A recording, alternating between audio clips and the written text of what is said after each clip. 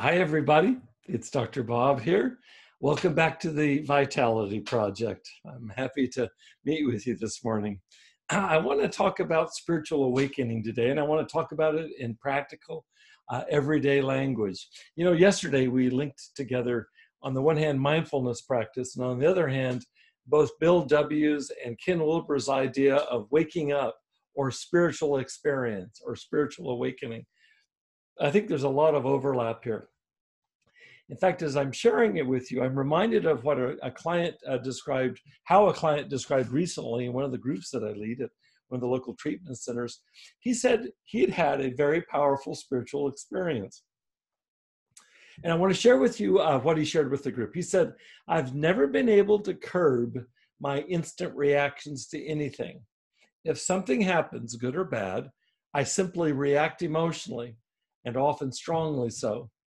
But I just had an experience of taking one step back and simply noticing what my instant emotional reaction is, but without needing to act on it.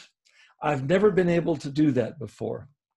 That's almost verbatim what the client said, what he shared with the group. He went on to describe the kind of freedom that he's experienced by taking this one step back. It gave him some breathing room.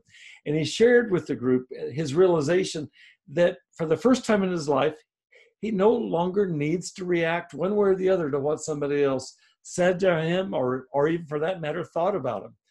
He could now examine his body's emotional response without getting quite so caught up in other people's behaviors or their opinions.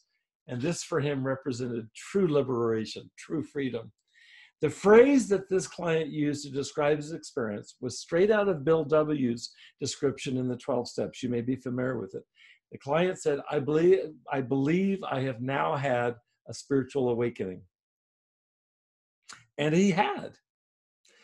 What used to be an old way of being for him, being at the mercy of other people's thoughts, their feelings, their behaviors, it had now lost its power over him, and he was free. I wonder if you can relate to this.